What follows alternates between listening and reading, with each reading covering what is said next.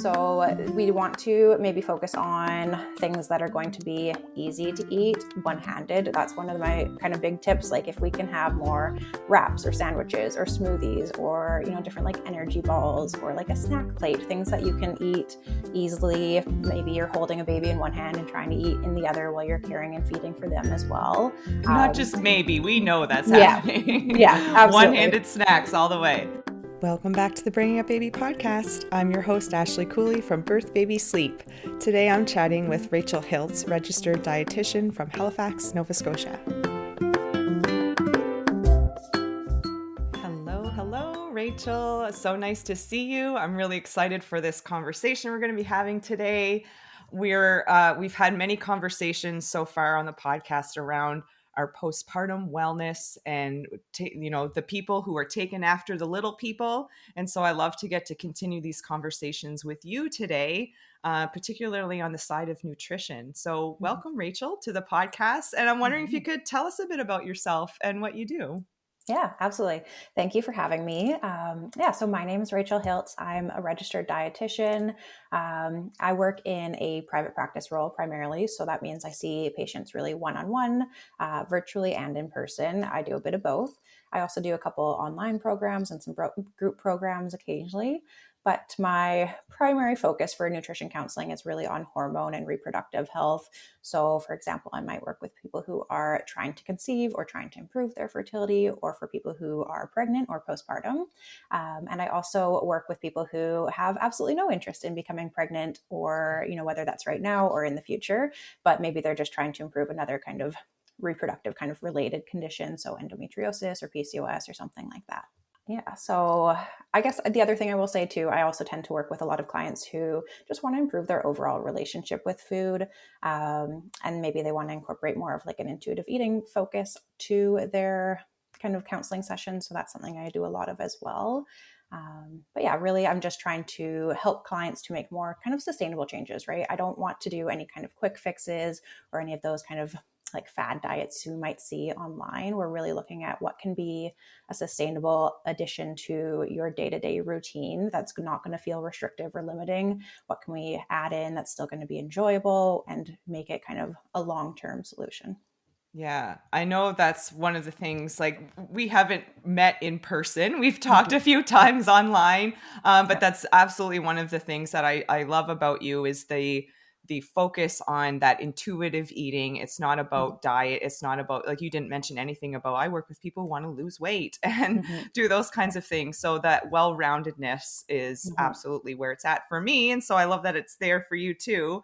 And like I said, we've had conversations on this podcast before. For instance, in season 2, I think it's episode 8, I'll link to it in the show notes. We talked about postpartum hormones with Dr. Ashley Margison, who's a local naturopathic doctor.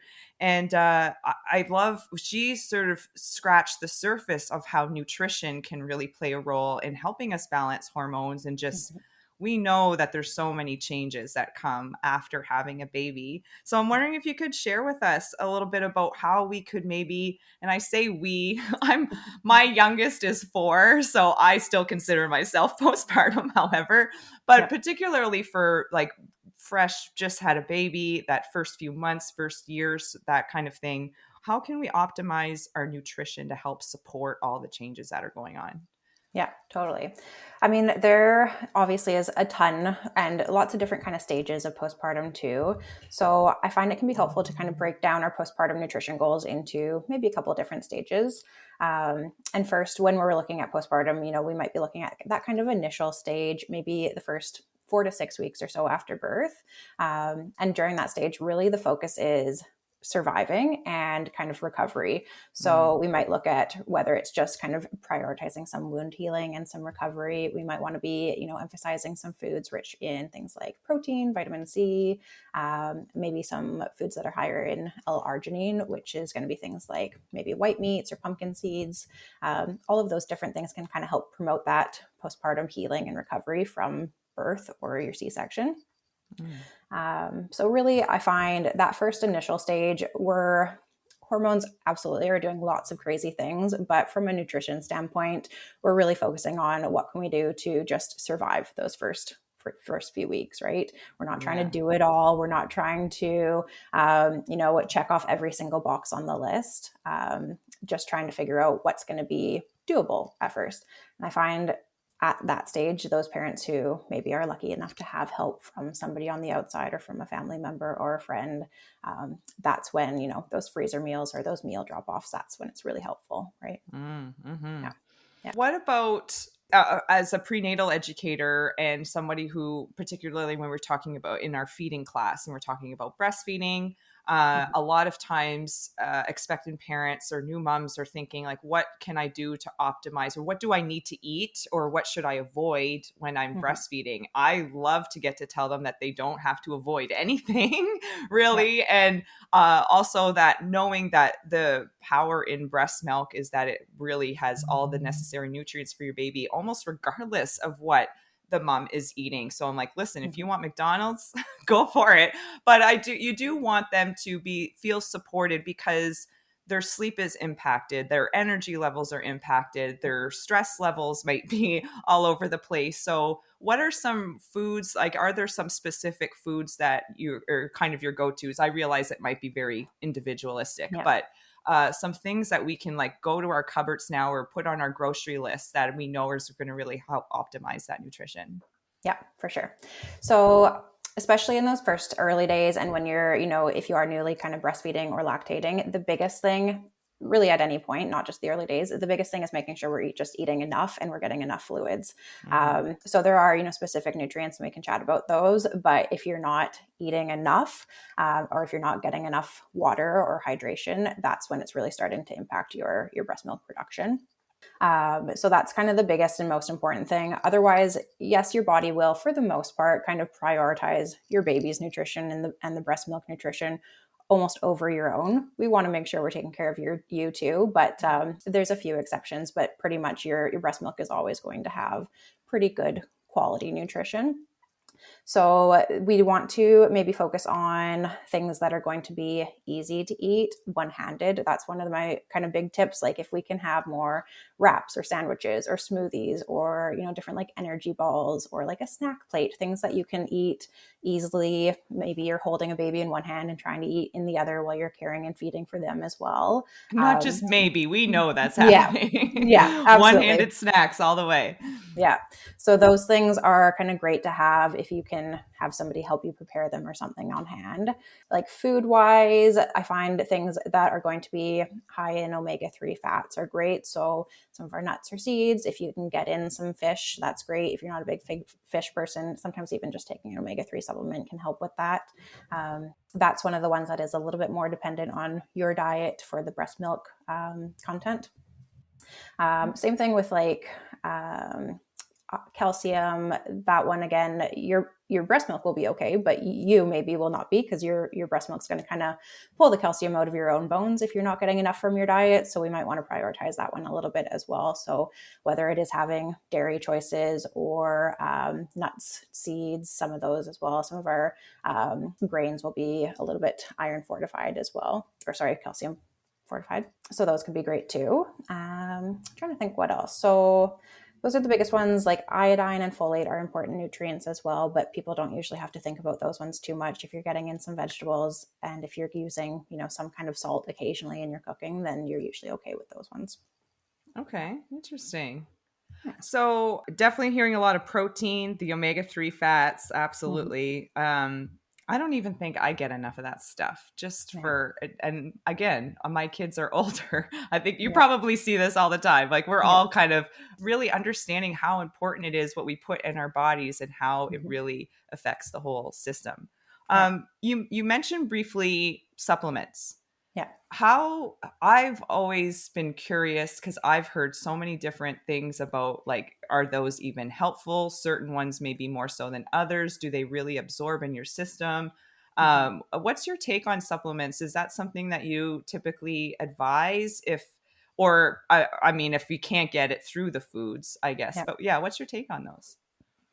I honestly generally do recommend still continuing. If you're taking prenatal during your pregnancy, I usually say just stay on it while you're breastfeeding, or if you're not breastfeeding, stay on it for, 4 to 6 weeks after pregnancy and birth. Mainly because, yes, we can absolutely get these nutrients from food, but it is challenging when you are sleep deprived, when you're kind of overwhelmed, and you're probably not making these like perfectly balanced huge varieties of different meals at that point. Mm-hmm. And pregnancy also just does a number to your body, and it drains a lot of your nutrients. So postpartum, we're really focusing on replenishing a lot of that nutrient loss, and a supplement can be really helpful in doing that, so that it takes a little bit of the pressure off of you, right? You can relax a little bit knowing that it's kind of that extra band-aid or extra kind of boost that you may miss out on a certain amount of some days, right? So no, it's not essential for everybody, and we absolutely can figure out a balanced diet that you don't need it. But I find it can just be really helpful to make sure that you and your baby and the breast milk is getting kind of that extra layer of protection. Like a baseline almost of Mm-hmm. something. Exactly. Yeah. Yeah. I've Yeah. I've considered even like, should I go back on prenatal vitamins? They're very well-rounded Yep. Yep. Yep. supplements. Maybe that should just, anyway, I don't want to send the wrong message to my husband, so maybe Yeah. not. Yeah. Could you talk us through like, what does a consultation with you look like if somebody was Mm-hmm. considering like, I think I could bump up the nutrition game here a little bit to help support my hormones or whatever's going on in their lives, fertility, that kind of Mm-hmm. thing. So what would that look like, somebody meeting with you? Yeah. So it always depends a little bit on the person and what their goals are. But whenever I start with a new client, we're always going to go through your diet history, your medical history, look at what your current lifestyle is like, look at what you're currently eating, and kind of look at where those kind of pressure points or main kind of concerns are. Whenever I work with somebody, obviously the main focus is on nutrition and our diet and what we can kind of adapt with that. But we are also chatting about all of those different other things that impact our nutrition and impact our health, like our sleep and our stress and activity and all of those different things. And we chat usually about supplements sometimes when that's relevant too. So it can go in a lot of different places, but usually in our appointments, we're looking at what are some of the challenges that are coming up with making changes, or what are some of the things that we might want to add in a little bit to get more of in certain nutrients, or in just in general, maybe we're missing out on some of our fiber, or maybe we're not getting enough protein, or maybe we're just not eating frequently enough. So we'll talk through some of those like basic things, honestly, the most, because it seems basic and easy, but it is very often not as easy as it seems. Right. So that's honestly like a big thing. And then really just looking at, specific things that we might want to add in or tweak, kind of depending on what the goal is to achieve. But yeah, depends a lot on the person too. Yeah, absolutely. Another episode that we did on the podcast in season 1, I spoke with a woman named Wendy McCallum, and she's does a lot of work with burnout and women's health and those kinds of things. We had an episode about taking care of you, so taking care of the parent involved in that.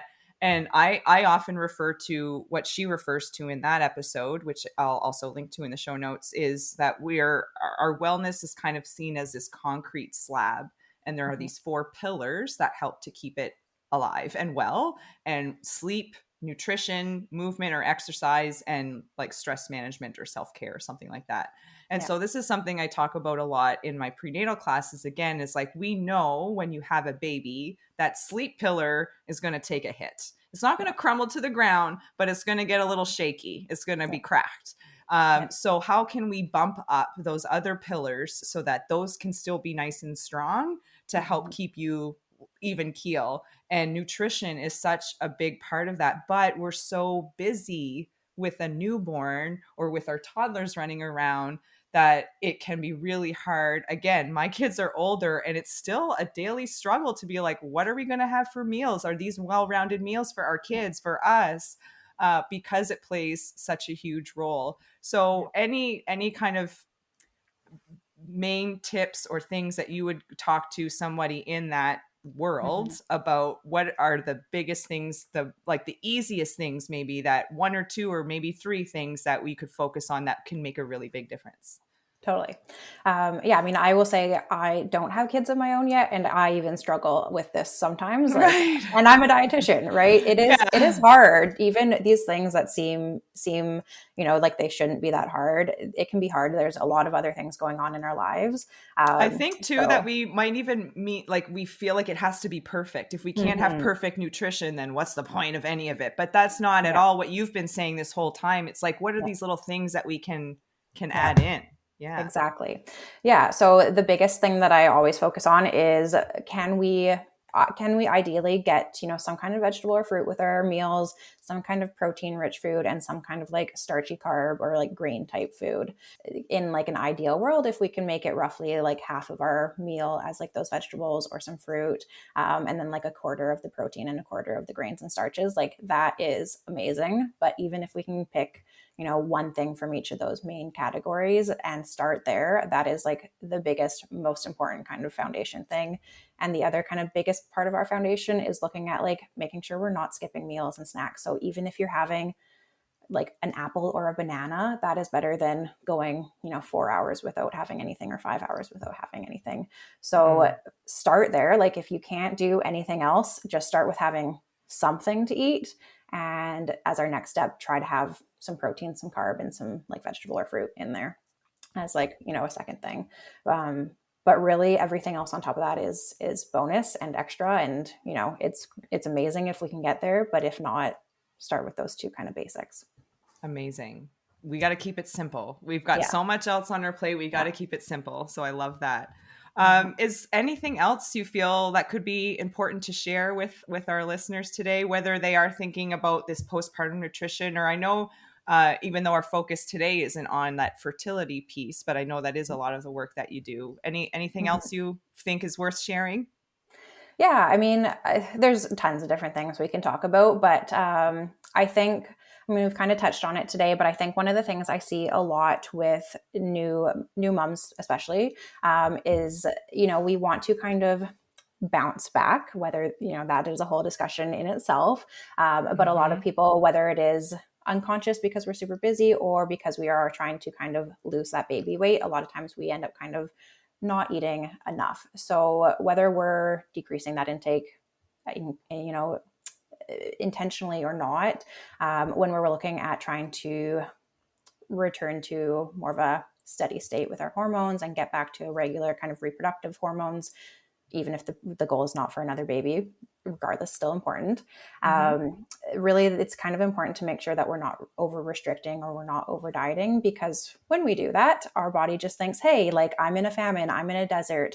Maybe I need to turn down that reproductive hormone production and kind of switch Mm. things off a little bit. And that kind of defeats the purpose.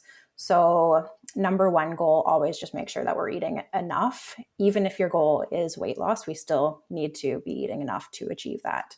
Um, Especially if you are breastfeeding, like your Yeah. nutrient needs are so much higher, right? Yeah. Um, so I'd say that is like the absolute most important thing I can say. There's tons of other things we can chat about. We can talk about nutrition and Mm. mental health or whatever, but Mm. Oh, yeah, we'll have number you one. back to talk Yeah. about that. Yeah. Absolutely. Because that's Yeah. another piece that I'd like to get into. But, thank you for adding that, because you're right. We might be thinking of these things, these foods we should be eating, but like, let's just eat, period. Let's just make sure Mhm. that you're having those regular one-handed snacks. If they can be real nutritious, that's great. But if it's just something to eat, it's something that's going to help you, at least with your energy levels, something like Yeah. that. Yeah. Absolutely. Fantastic. Yeah. That's Thank awesome. you. Well, so Rachel, where can we find you? Where can we find Mhm. more information and follow you, or what do you have going on?